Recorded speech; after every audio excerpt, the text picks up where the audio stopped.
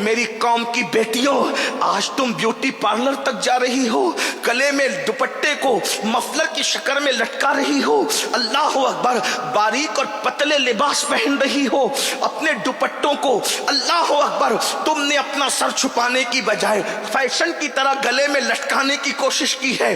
अल्लाह अकबर, हाथों में चूड़ियां पहनने के लिए किसी ना अजनबी मर्द के हाथ में हाथ देती हो, मेहंदी लगाने के लिए अल्लाह अकबर फासिक और काफिर जो टाइट जींस पहन करके बैठा है उसके जानों पर, उसकी रानों पर तक हाथ रख करके मेहंदियां लगाती हो। ये आज फैशन बन चुका है।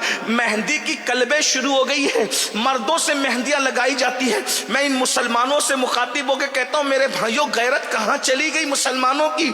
अपनी बेटियां काफिरों के जब वो रानों पर हाथ रखकर मेहंदियां लगाएगी।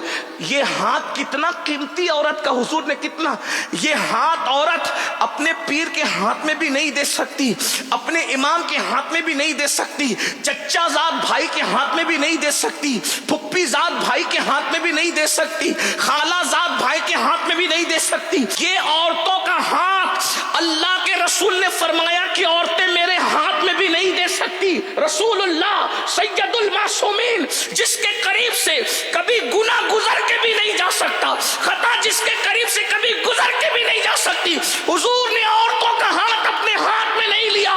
जब औरतों ने कहा मर्द मुसाफा करते हैं और अपना हाथ आपके हाथ से टच करके अपने आप पे जहन्नम को हराम कर लेते हैं, हमें भी तो इजाजत दो कि हम अपना हाथ आपके हाथ में दे करके अपने आप को भी जहन्नम से बचा ले। तो फरमाया ला अफ़सा मिनन निसा, मैं औरतों से मुसाफा नहीं करता।